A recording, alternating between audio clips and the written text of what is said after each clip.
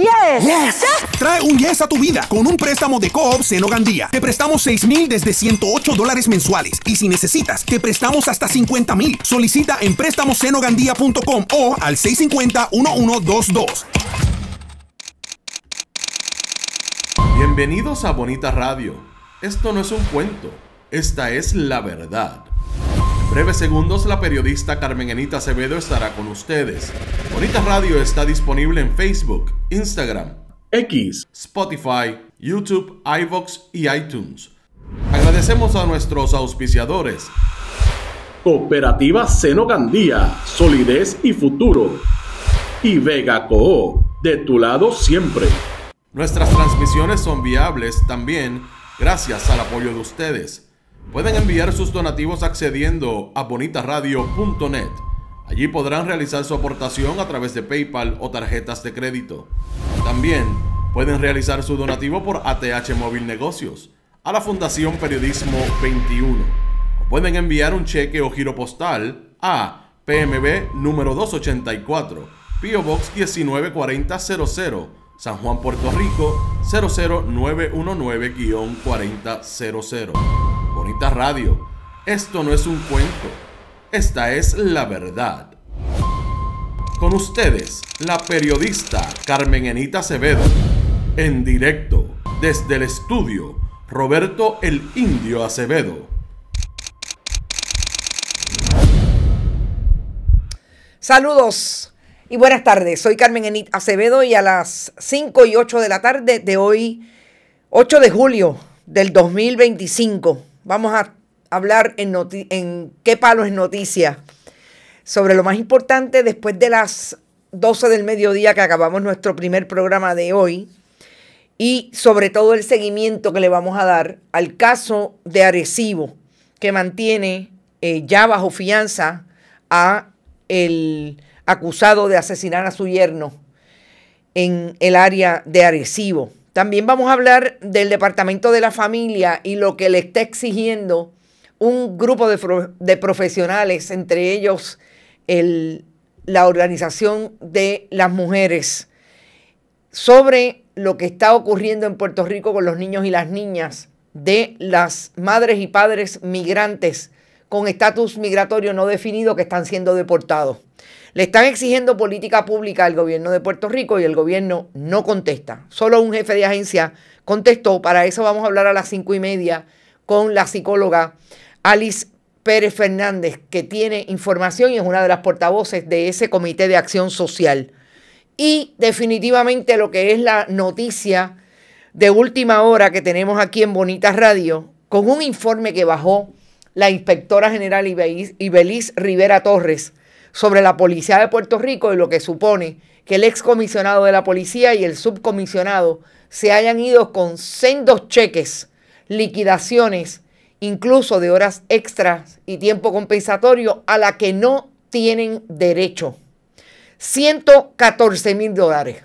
Hay dinero en el gobierno de Puerto Rico para autorizarse licencias y pago de horas extras que no le pertenecían porque no tienen y no cualifican por ser posiciones de confianza para ello. Vamos a eso con 3 páginas del informe y en algún momento de aquí a mañana voy a dar más información a través de todas las redes sobre esa información porque es un documento 25 páginas y solamente tengo el resumen ejecutivo leído y entendido qué fue lo que pasó y les voy a traer la información. Antes, como siempre, les digo, voy a ustedes y pueden donar a través de este chat siempre que estemos en vivo.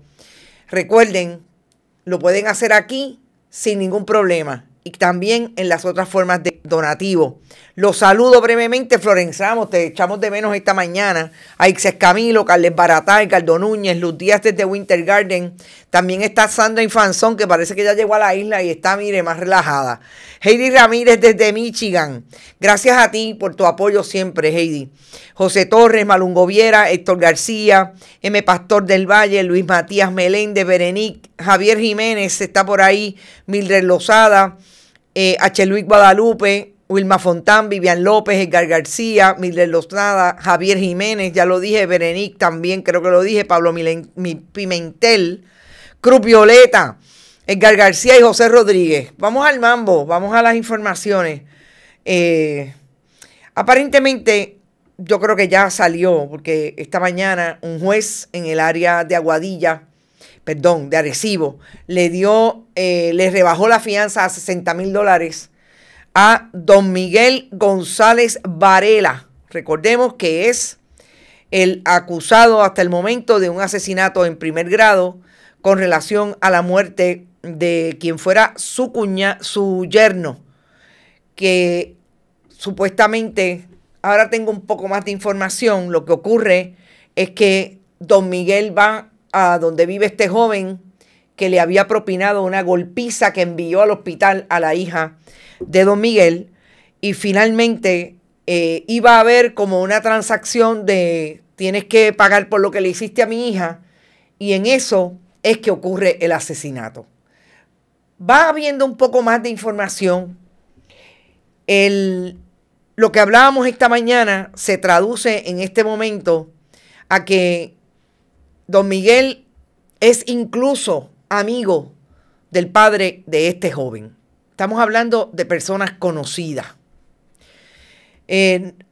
Habrá que tener toda la información y obviamente esto va a ser objeto del descubrimiento de prueba en este caso. Pero lo que ha trascendido por la información que ha traído en este caso los compañeros de un noticiero de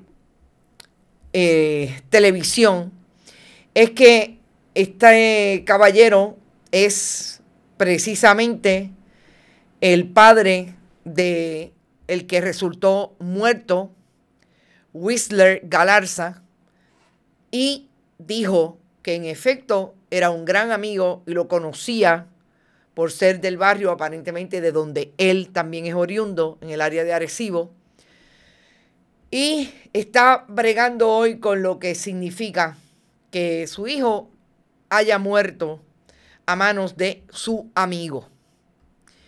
Como dije esta mañana, este es un caso que recién comienza a establecerse todo lo que ocurrió y cómo se dieron los hechos para que esta persona sea acusada de asesinato en primer grado. Hay algo bien importante que quisiera decir, porque lo que teníamos que hacer de análisis y perspectiva social de cómo se está atendiendo este asunto a través de la opinión pública, lo dije esta mañana.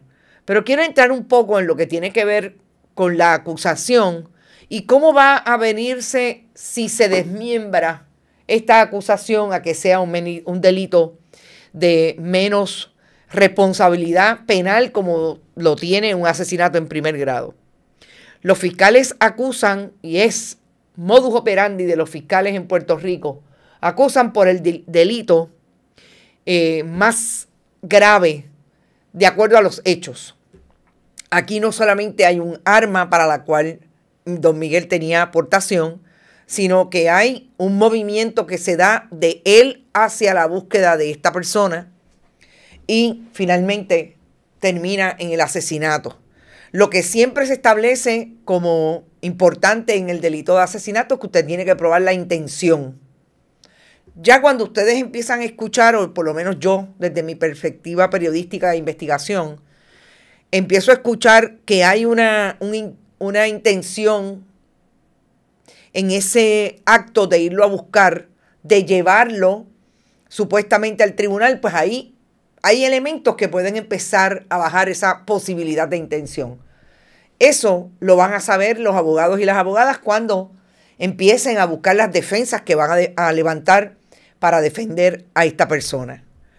¿Qué hacen eso los fiscales? Porque finalmente, sobre todo en un caso tan antipático ante la opinión pública como este, antipático por todo lo que hablábamos esta mañana y sobre todo porque la gente no confía en la justicia en Puerto Rico.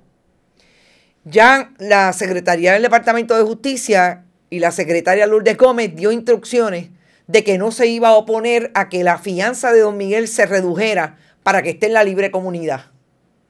Y por ahí empiezan a verse las posibilidades de que haya una negociación, si no es ir a ver el caso, porque yo tengo que confesarles que yo no sé si hay en Puerto Rico un jurado que se ponga de acuerdo, porque recordemos que los veredictos tienen que venir unánimes después de una decisión en el Tribunal Supremo de Estados Unidos, se pongan de acuerdo para ordenar y determinar que esta persona es culpable de un delito de asesinato en primer grado. Incluso pensaría que ni de un delito menor, por todos los elementos que se han dado alrededor de este caso.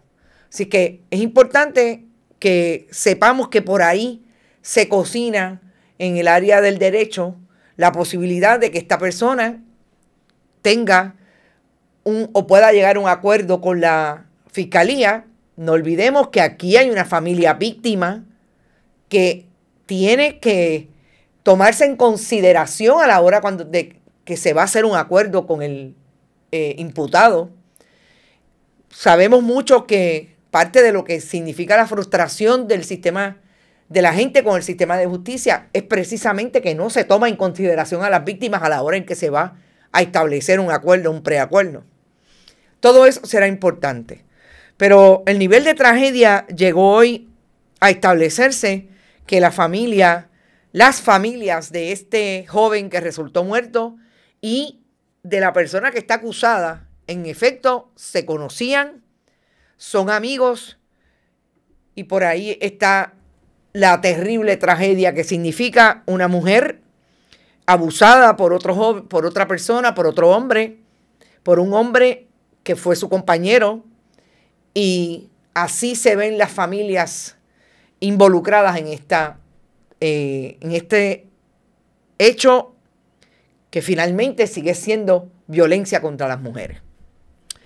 Y yo quiero ir, antes de hablar con la psicóloga, la doctora Alice Pérez Fernández, a discutir lo que podamos de esta increíble nota que baja hoy, digamos, a las 2 de la tarde, cuando en efecto la inspectora general, la oficina de la inspectora general, emite un informe sobre la policía de Puerto Rico. Y lo primero que quiero decir es de quién estamos hablando. Estamos hablando, por un lado, del comisionado de la policía bajo la administración de Pedro Pierluisi, el coronel Antonio López Figueroa, tantas veces traído por nosotras a la discusión y al análisis de nuestro programa, por sobre todo la actitud que siempre tuvo Antonio López Figueroa de tratar de proteger, para mí, de una manera exagerada, aquello que se le señalaba que estaba mal en la policía de Puerto Rico. Y esto es un mal no solamente de Antonio López Figueroa, esto es un mal de muchos ex superintendentes, como se le llamaba antes, y comisionados de la policía. El nivel de protección es tal que yo creo que le ha hecho mucho daño a la policía. Y por otro lado, el subcomisionado de la policía, Juan Rodríguez Dávila, que me dicen que se conoce como el Chapo. Caramba. Yo espero que sea el Chavo y no el Chapo, pero sí, parece que le decían así.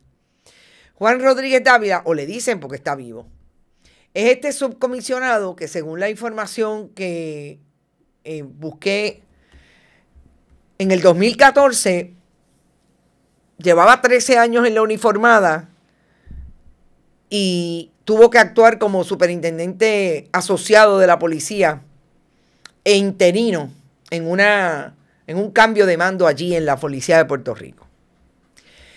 ¿Qué es lo que le imputa la oficina del inspector general a ambos oficiales? Y es importante establecer que es a ambos. Estamos hablando del comisionado y, por otro lado, el comisionado asociado. La inspectora general, la oficina de la inspectora, Ibeliz Rivera Torres, dice que ambos funcionarios en un informe que emitió hoy y que es el resultado de 2 querellas que se recibieron. Una sobre el pago de licencias los ajustes por tiempo compensatorio. Y por otro lado, otra que tiene que ver con un funcionario de la unidad de transporte que estaba utilizando su vehículo para fines personales. En el caso de lo que involucra $114,000, sí, como ustedes lo escuchan, $114,000.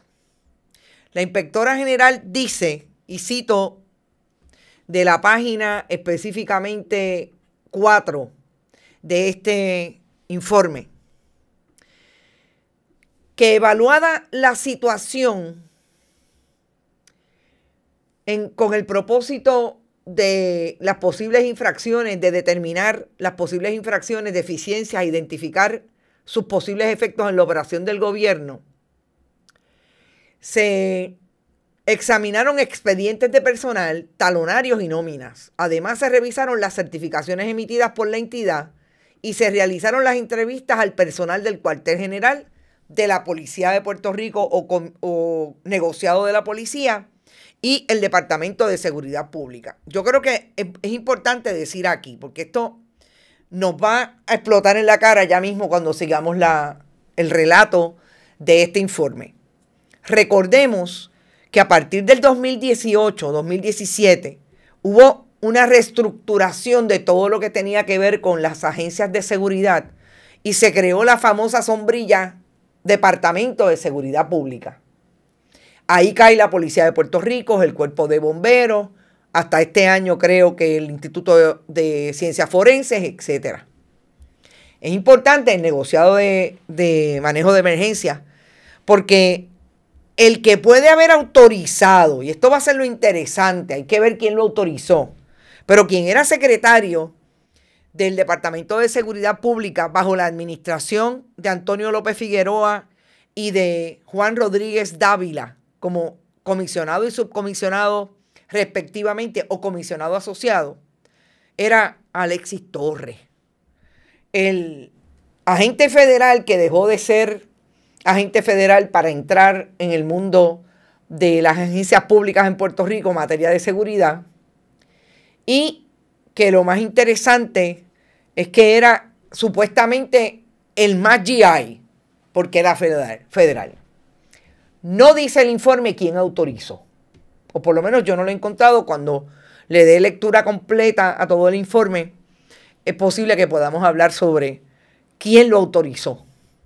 Pero hasta el momento hay que decir que quien era el jefe de estos 2, comisionado y comisionado asociado, era Alexis Figueroa. Alexis Torres, perdón. ¿Qué dice la inspectora? Pues fíjense, el comisionado y el comisionado asociado recibieron pagos indebidos por horas extras y tiempo compensatorio federal ascendentes a $54,246.86 y $60,078.92 respectivamente. 54 para el comisionado y para el comisionado asociado 60. Entre el 2022 y abril del 2025.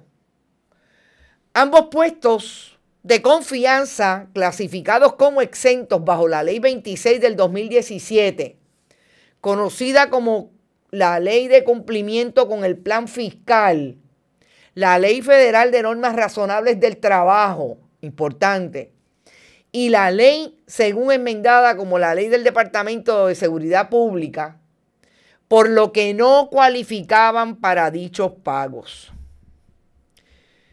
Las funciones justificadas, coordinación, supervisión y representación, son inherentes a sus cargos ejecutivos y no constituyen tareas operacionales. El artículo 8.2 de la Ley 8 del 2017, según enmendada, conocida como la Ley para la Administración y Transformación de los Recursos Humanos del Gobierno de Puerto Rico, invocada por el Departamento de Seguridad Pública, no ampara compensaciones extraordinarias. Vamos a detenernos ahí. Si yo me dejo llevar por lo que dice la inspectora, que como en el caso de la oficina de la Contralora dice claramente, la contestación que me dio la agencia que yo estoy auditando es esta. Pues mire, está diciendo la inspectora, eso que usted me contesta, de que está cubierto por esa ley, no es cierto. No lo cubre. Yo nunca había escuchado en gobierno, nunca, que a un oficial de confianza se le paguen horas extra, porque precisamente están exentos. Usted puede trabajar 50 y le van a pagar el salario que tiene como jefe o como titular de confianza, porque por eso los servicios de confianza se pagan más caro. Yo no sé quién determinó en seguridad pública que esto era lo que tenía que pasar, pero yo quiero que ustedes sepan que la inspectora está diciendo sin ningún problema que le tienen que devolver ese dinero al erario. Y cuando vemos el desglose, a los que nos escuchan en tipo podcast, sepan que hay un desglose en este informe de todos los cheques que se dieron desde el 16 de octubre hasta el 30 de abril del 25 al comisionado y al comisionado asociado. Cuando la inspectora habla de los 54,000 y los 60,000, está hablando de que bruto eran 54,000 en el caso del comisionado Antonio López Figueroa, 54,246, y se le dio un cheque o varios cheques porque son diferentes transacciones de 50,096,97.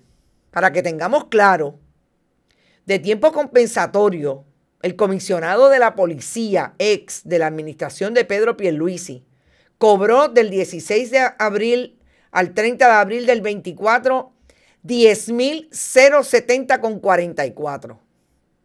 Del 16 de mayo del 24 al 31 de mayo, 12,267. Del 16 de septiembre, periodo eleccionario, al 30 de septiembre, 2,953. Del 16 de abril, del 25 al 30 de abril, 16,863.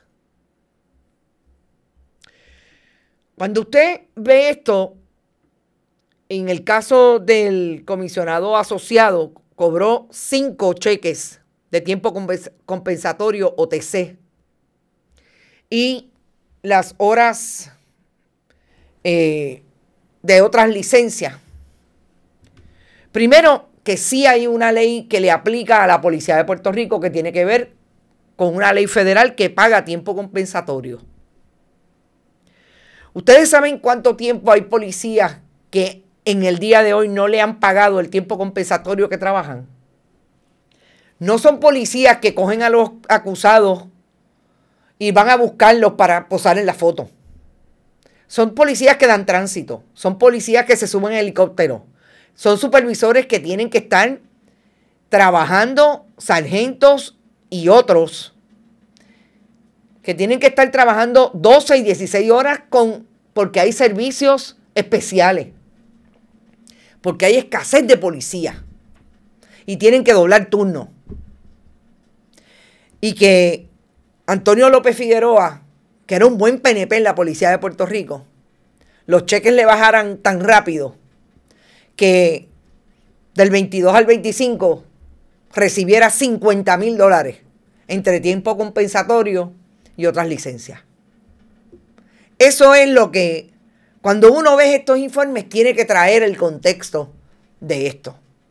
Y yo estoy segura, porque lo hemos visto contestando las denuncias que se hacen desde el periodismo, sobre todo de Bonita Radio, porque voy a hacer aquí una salvedad. y voy a traer una nota al cárcel. Antonio López Figueroa era uno de los nenes bonitos de los programas de entretenimiento de la administración de Pedro Pierluisi. Y lo entrevistaban y parece que eso, olvídese, era lo más grande.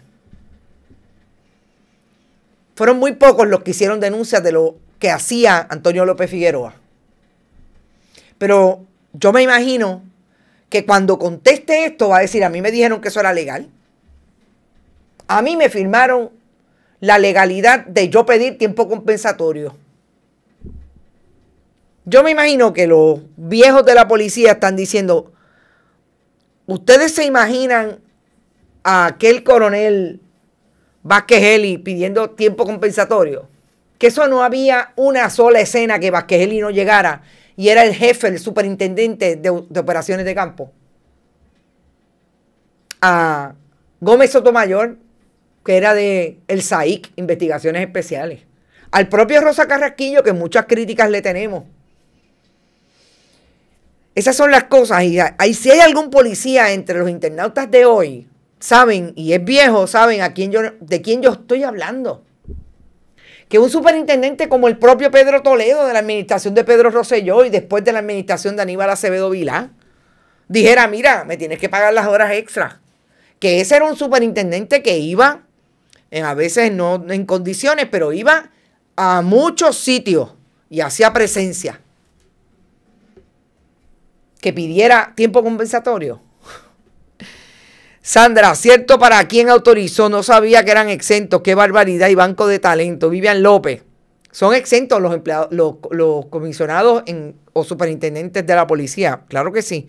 Hay retirados que todavía le deben sus horas extra. Imagínate, Mildred Lozada. Imagínate. Pero estos, como están bien conectados con el PNP, hicieron lo que Pedro Pierluisi quiso que hicieran. Ahí los tenemos. Michelle Shooter. Y después nos preguntamos por qué hacen. Pero el que cae en sus promesas después se lo cobran. Ojo, todos los demás. Y ellos no sabían los derechos a los cuales tenían derecho. No saben que los de confianza son exentos. Yo estoy loca por escuchar. Si es que lo escuchamos, porque yo estoy segura que los pelotamongas de la vida que le daban el micrófono cada vez que querían hacer un chouchito en los asuntos de la policía, estoy segura que no van a tocar esto. Estoy segura. Pero ahí está. Yo lo quise sacar hoy, aunque lo tenía tarde, porque saben que mañana no voy a estar y es posible que pueda hacer algo más tarde o antes de irme, pero me voy demasiado temprano, o por lo menos cuando llegue a Nueva York, porque yo es que estoy loca por escuchar lo que van a decir. Estoy loca por escucharlo. Claro, no olvidemos que aquí hay una administración PNP que odia a la administración anterior, aunque era parte de ella, Jennifer González versus Pedro Pierluisi, que yo estoy segura que van a buscar hasta debajo de las piedras para que le den esos chavos. Porque es que no todos son igualitos, hay unos más iguales que otros. Vamos a llamar a la... Bueno, vamos a ver si está disponible. Sí, ya estoy lista. Vamos a llamar a nuestra entrevistada. Y yo quiero entrar, antes de entrar con la doctora, en este tema, porque a mí me parece que los asuntos de la inmigración y de los inmigrantes en Estados Unidos versus en Puerto Rico van a tornarse peor de lo que están siendo. Y aquí hay una realidad. Y yo voy a ver hasta dónde tienen información de esos niños y niñas que en efecto la agente González, precisamente la esposa de Alexis Torres, ha dicho, Rebeca González, que quiere información de ellos y que están en la jurisdicción del Departamento de la Familia porque sus padres o sus madres están en condición de ser deportados por estatus migratorio no definido. Y eso es la denuncia que está haciendo este grupo de organizaciones cuyos portavoces sacaron hoy un comunicado de prensa diciendo, le preguntamos al Estado y no nos ha dicho nada. Vamos a llamar a la doctora Pérez Fernández para hablar sobre este tema. Recuerden, estamos hablando de lo que precisamente hace unos días dijo la secretaria del Departamento de la Familia, que a ella la habían contactado para que le diera información de unos niños que estaban bajo la jurisdicción del departamento y supuestamente no iban a dar la información. Así que vamos a ver qué nos dice la doctora Pérez Fernández. Saludos, doctora, y bienvenida a Bonita Radio. Sí, buenas tardes. Bueno, yo quisiera que usted nos dijera el reclamo que está haciendo esta organización sobre precisamente pedirle al Estado que les dé información de cuál es la política pública para proteger la niñez, como ustedes lo han llamado, en el caso de las posibles deportaciones de padres y madres en el contexto de las nuevas políticas de Donald Trump y que son políticas del gobierno de Puerto Rico de Jennifer González en este momento. Sí, bueno, el Frente Amplio de Acción Social es un grupo que tiene diversos profesionales, es un grupo multisectorial, y nosotros estamos muy pendientes a los temas que el gobierno maneje y sus agencias con respecto a las niñeces y juventudes y por ende a las madres y las familias, ¿verdad? El 3 de junio nosotros hicimos una carta, ¿verdad? Llevamos unos par de meses con estas redadas que está haciendo el ICE y las diferentes agencias federales con respecto a las personas que no tienen un estatus migratorio regular. Y en estos grupos comunitarios se estaba hablando de que se llevaban las personas y los niños quedaban al cuidado de otras personas, no necesariamente de familiares. Uh-huh. También el gobierno muchas veces ha dicho que no va a hacer una u otra cosa y resulta que al final del día sí lo hacen, y te traigo el ejemplo del DITOT, ¿verdad? Donde supuestamente no habían dado ninguna información sobre las licencias y las personas en Puerto Rico y luego resultó que desde el día 1 prácticamente esa información ya se había facilitado. Así que nosotros estamos exigiéndole al gobierno desde el 3 de junio saber si existen menores de edad bajo la custodia del Estado, ¿verdad?, Libre Asociado de Puerto Rico, que hayan sido separados de sus madres, padres o cuidadores, ver su paradero, su estado de salud, su situación jurídica. ¿Cuál es el plan del gobierno? Porque no lo han dicho. ¿Cuál es el plan del gobierno con respecto a estos menores? ¿Qué servicios se le va a prestar? Dentro del frente nosotros tenemos un grupo, ¿verdad?, de psicólogos, trabajadores sociales y pediatras, y a nosotros nos preocupa mucho el trauma que causa el tú separar a un menor de su cuidador primario. En Puerto Rico se pasa una ley, la ley 57, que busca el que no se separen familias. Sin embargo, en este proceso no importa si se separan y no hay un plan orquestado, claro, que nos diga qué es lo que va a pasar con estos niños. Sabemos también por la literatura, por la experiencia, ¿verdad?, de vida, que los niños que quedan desprotegidos, pues son parte de trata humana, de abuso sexual, de maltrato, de crímenes. Así que como país, como sociedad, tenemos que estar pendientes de eso. Los gobiernos han estado por muchos años hablando y sacando eslogan de lo importante que son las niñeces. Sin embargo, cuando van a accionar sobre eso, las acciones son muy pocas o muy pobres o ninguna.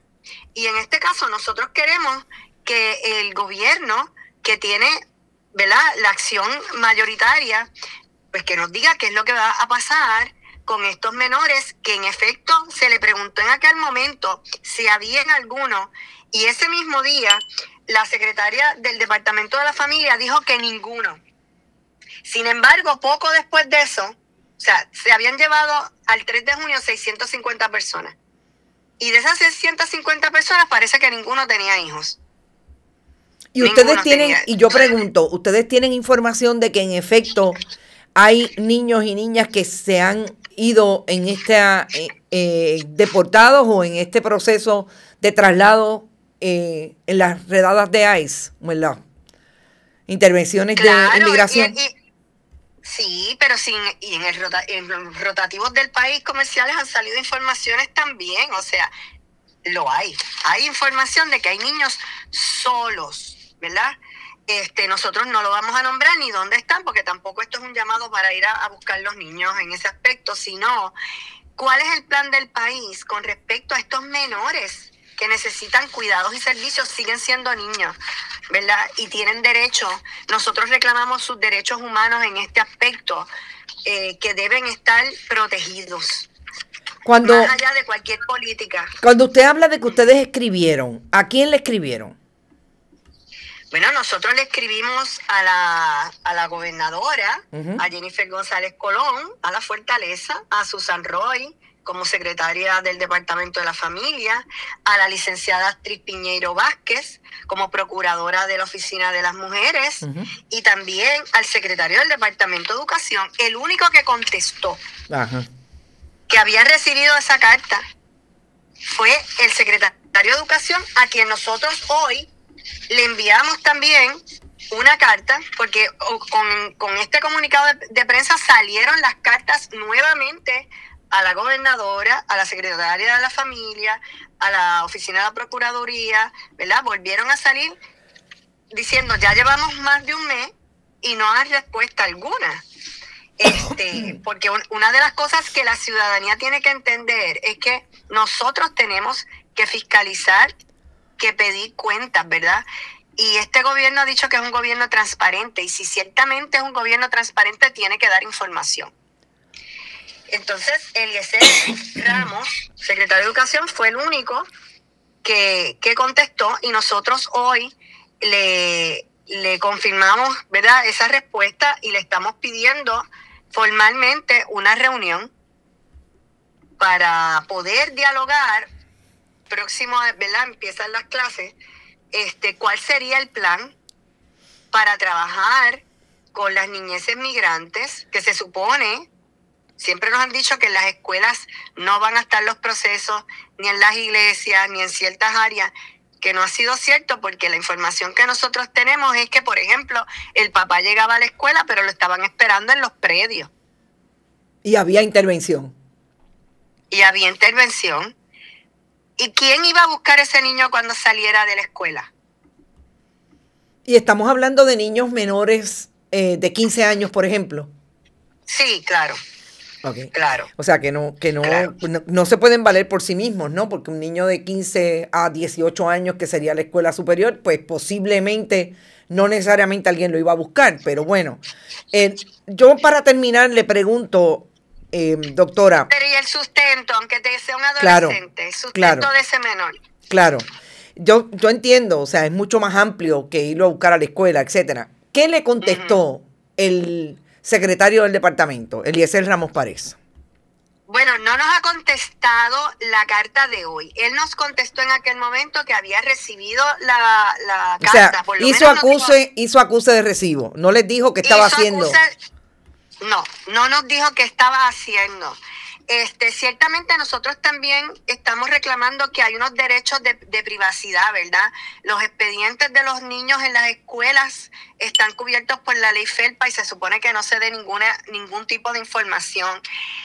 La información de salud está también cubierta por la ley IPA. O sea, hay unas leyes que existen para cubrir las informaciones de las personas, que entendemos que no se les pueden estar facilitando a las agencias federales bajo supina ni nada de eso, a menos que haya, ¿verdad?, una orden judicial y algo que conste que debería darse de alguna persona en particular, porque el discurso de que todas las personas que no están reguladas en el área de migración son criminales o son delincuentes es falso, y tenemos que sacarlo del discurso completamente. Lo más importante en este momento es que ustedes quieren saber cuál es la política pública, o cuál sería el segundo paso. Primero, si nadie les contesta, o van a reuniones con que ustedes están claras de que la política pública que se está utilizando en Puerto Rico es la política de Donald Trump. ¿Qué va a pasar después de eso? Claro, nosotros queremos entonces decir cuáles serían las alternativas para poder proteger a estos menores. ¿Qué está dispuesto el gobierno? Porque esto también tiene que ver con voluntades. ¿Qué está dispuesto el gobierno a hacer? ¿Qué se puede hacer para poderlos proteger? Y obviamente aquí hay un proceso en el caso mío, que soy psicóloga, un proceso de trauma que entiendo que también tenemos responsabilidad de trabajar. Claro. Y de evitar una, ¿verdad? Insertarse en el problema, que es un problema que no es solamente de Puerto Rico. Sabemos que esto viene de las políticas de Donald Trump, pero ustedes están funcionando como un organismo que reúne organizaciones que atiende a este tipo de población y están levantando la voz de alerta.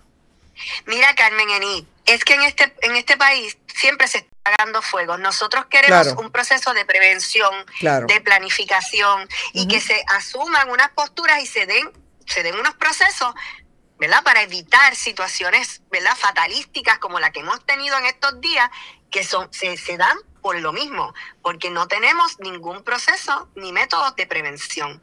¿Alguna organización de las que, por ejemplo, en Puerto Rico, la ACLU y Amnistía Internacional, también trabajan ustedes alrededor de estas organizaciones que trabajan con ya el proceso legal de estos inmigrantes y las deportaciones? Todas estas organizaciones estamos trabajando en conjunto, claro, lo que tiene que ver con las políticas de Trump,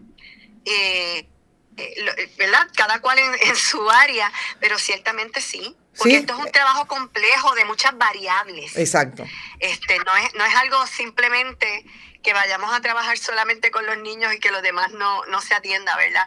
Es un trabajo complejo. Así que sí, hay varias organizaciones, ¿verdad?, trabajando con esto, dándonos apoyo unas a las otras para poder entonces encaminarnos a tener un programa que pueda atender esta situación en este momento, que realmente no era un problema para Puerto Rico. Lo que pasa es que las ordenanzas de Trump lo hacen un problema, porque en Puerto Rico siempre han habido migrantes. Siempre. Bueno, lo hace un problema, doctora, si hay un gobierno que se replega a esas políticas. Si hubiera un gobierno que las cuestiona, pues estuviéramos en los tribunales, y tribunales hay demás para llevar este asunto.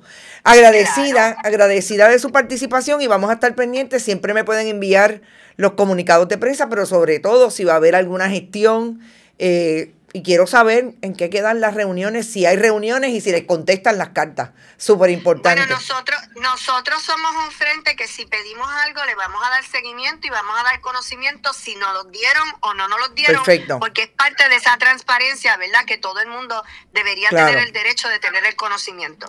Muy bien, muchas gracias. Muchas gracias, doctora. A su orden, gracias. Bueno, yo creo que lo más importante, hay alguien que se estaba preguntando, no sé si es con relación a este tema, ¿de qué sirve? Mire, yo estaba escuchando, y una pena que no lo pude traer porque yo creo que precisamente habla de lo que estoy conversando con la doctora Pérez Fernández.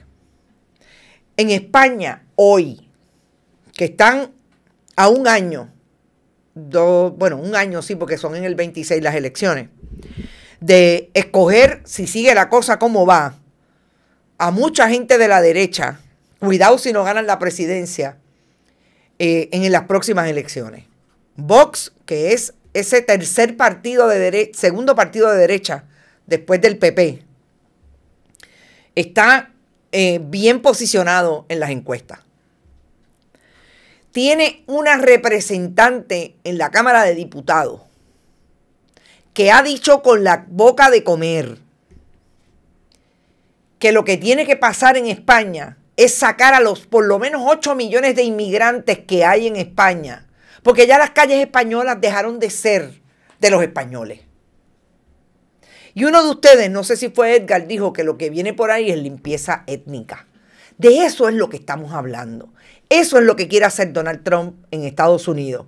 Y si en Puerto Rico, que somos más pequeños, quieren sacar a todos los dominicanos, sobre todo que son en la mayoría que residen y viven en este país, y han hecho de este país su patria, por el mismo principio de que es que, bendito, en el caso de Puerto Rico no es porque los puertorriqueños querramos, es porque hay unos líderes políticos del Partido Nuevo Progresista que se apegan a las políticas de Trump, Tomás Rivera Chatz, Carlos Johnny Méndez y Jennifer González Colón, que lo dicen sin ningún problema. Así es que en Dominicana también deportan. Pero esos son los mismos que van a los restaurantes de los dominicanos en Santurce a pedirle el voto cada 4 años. Y le prometen, porque ellos quieren ser Estado, según ellos. De eso es lo que estamos hablando. Por eso es tan importante que hayan organizaciones, en este caso, la Organización de la Mujer Trabajadora, entiendo que OPM es otra, no, perdón, OPM es la coordinadora. Diferentes organizaciones que dijeron, nosotros vamos a estar ahí y vamos a pedirle al Estado que nos diga cuál es la política pública para proteger a esos niños y esas niñas. Porque en efecto estamos hablando de derechos humanos. Por eso es importante alzar la voz. Si los españoles no alzan la voz ahora, si los puertorriqueños no alzan la voz ahora, si los alemanes en su momento no hubieran alzado la voz y los judíos no hubieran alzado la voz, hubieran sido muchos más las víctimas del genocidio alemán, judío por alemanes. Definitivamente, por eso es tan importante que haya gente que se atreve, que se mueve. Y no va a poder ser hoy. No sé cuándo lo voy a poder hacer. Yo espero poder hacerlo mañana. Pero yo les quiero traer una, para mí, excelente deconstrucción que hizo un profesor universitario a quien conozco y a quien respeto. De una carta que envió la presidenta de la Universidad de Puerto Rico sobre las políticas de Trump y lo que van a suponer para la Universidad de Puerto Rico. Esa presidenta, Sayira Jordán Conde, que sabemos que está ahí porque es amiga de Jennifer González Colón, porque es una buena PNP que se fue de Victoria Ciudadana hablando pestes de Victoria Ciudadana y reingresó de donde vino al Partido Nuevo Progresista. Y lo voy a traer precisamente porque me parece que el punto más importante de esa carta o de ese análisis de esa carta es cuando habla de que estos no son momentos históricos para quedarse callados. Por eso es que yo tengo el problema de analizar, me puedo equivocar, pero quiero traer los contextos y sobre todo no dejar de decir lo que es importante en el momento histórico en que está viviendo Puerto Rico. Porque es que se nos va la vida si seguimos en la zona cómoda, sin decir nada, sin aportar, desde donde estemos. No importa dónde estemos. Lo que está ocurriendo en el país y lo que nos va a tocar a todos si esto sigue como va. Nos fuimos. Gracias por estar. Recuerden que mañana no estoy, pero en algún momento haré un live cuando esté más o menos centrada allí en Nueva York, que nos vamos hasta el domingo. Rodrigo Otero ya está por allá. Ya su almuerzo deportivo, ha hecho hasta brunch deportivo, lo ha hecho desde Nueva York. Vamos a hacer cobertura de diferentes áreas de esa pelea de Amanda Serrano. Yo no voy a dejar de hacer los análisis cuando pueda, no serán necesariamente con imágenes, porque ustedes saben que vamos a estar de vez en cuando en la calle y de vez en cuando en el hotel. Pero importante, no dejen de seguirnos y no dejen de ver lo que tenemos para ustedes de esa cobertura especial, pero también de lo que está pasando aquí. Ya veo que la juez Silvia Carreño, yo se los dije que estaba molesta, emitió una orden diciendo tienen que venir al tribunal a declararse culpables. Eso se va a poner bien interesante. Esa vista hay que estar aunque sea por Zoom.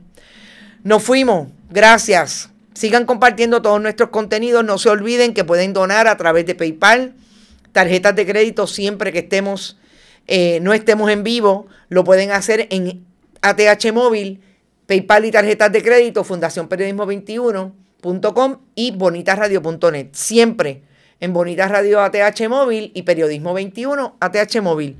Nos fuimos. Gracias por el apoyo siempre. Compartan nuestros contenidos y nos vemos mañana en algún momento. Que descansen y buen provecho. Bonita Radio. Esto no es un cuento. Esta es la verdad.